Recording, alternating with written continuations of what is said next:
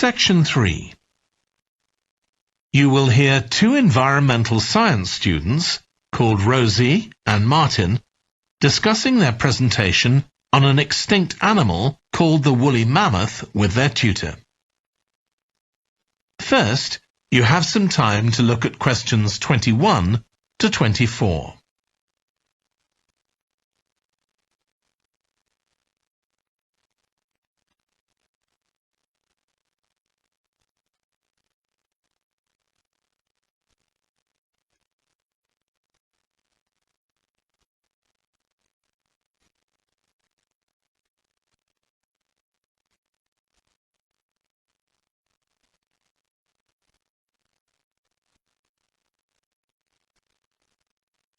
Now listen carefully and answer questions 21 to 24.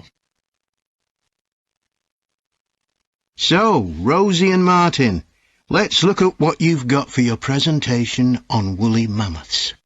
OK, we've got a short outline here. Thanks. So, it's about a research project in North America. Yes, but we thought we needed something general about woolly mammoths in our introduction to establish that they were related to our modern elephant, and they lived thousands of years ago in the last ice age. Maybe we could show a video clip of a cartoon about mammoths, but that'd be a bit childish. Or we could have a diagram. It could be a timeline to show when they lived, with illustrations. Or we could just show a drawing of them walking in the ice. No, let's go with your last suggestion. Good. Then you're describing the discovery of the mammoth tooth on St. Paul's Island in Alaska and why it was significant. Yes, the tooth was found by a man called Russell Graham. He picked it up from under a rock in a cave. He knew it was special. For a start, it was in really good condition, as if it had been just extracted from the animal's jawbone. Anyway, they found it was 6,500 years old. So why was that significant? Well, the mammoth bones previously found on the North American mainland were much less recent than that, so this was really amazing. Then we're making an animated diagram to show the geography of the area in prehistoric times. So, originally, St. Paul's Island wasn't an island. It was connected to the mainland, and mammoths and other animals, like bears, were able to roam around the whole area. Then the climate warmed up, and the sea level began to rise, and the island got cut off from the mainland. So those mammoths on the island couldn't escape. They had to stay on the island. And in fact, the species survived there for thousands of years after they'd become extinct on the mainland. So why do you think they died out on the mainland? No one's sure.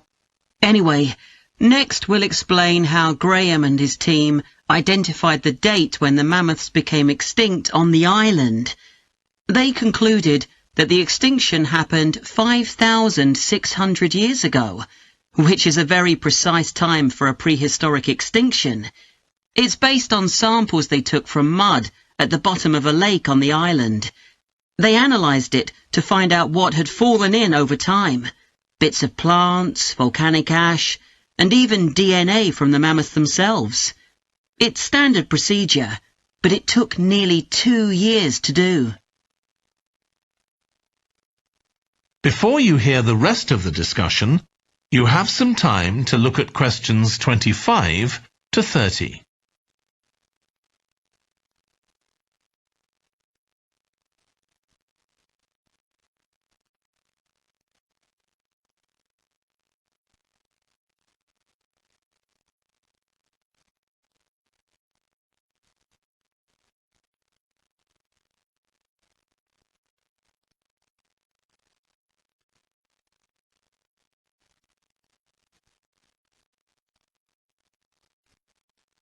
Now listen and answer questions 25 to 30. So why don't you quickly go through the main sections of your presentation and discuss what actions needed for each part. OK. So, for the introduction, we're using a visual. So once we've prepared that, we're done. I'm not sure. I think we need to write down all the ideas we want to include here, not just rely on memory. How we begin the presentation is so important. You're right. The discovery of the mammoth tooth is probably the most dramatic part, but we don't have that much information, only what we got from the online article. I thought maybe we could get in touch with the researcher who led the team and ask him to tell us a bit more. Great idea. What about the section with the initial questions asked by the researchers? We've got a lot on that, but we need to make it interesting. We could ask the audience to suggest some questions about it, and then see how many of them we can answer. I don't think it would take too long. Yes, that would add a bit of variety. Then the section on further research carried out on the island, analysing the mud in the lake. I wonder if we've actually got too much information here. Should we cut some? I don't think so, but it's all a bit muddled at present. Yes, maybe it would be better if it followed a chronological pattern. I think so. The findings and possible explanations section is just about ready, but we need to practice it so we're sure it won't overrun. I think it should be okay, but yes, let's make sure. In the last section, relevance to the present day, you've got some good ideas, but this is where you need to move away from the ideas of others and give your own viewpoint. OK, we'll think about that. Now, shall we show you some of the... That is the end of section 3. You now have half a minute to check your answers.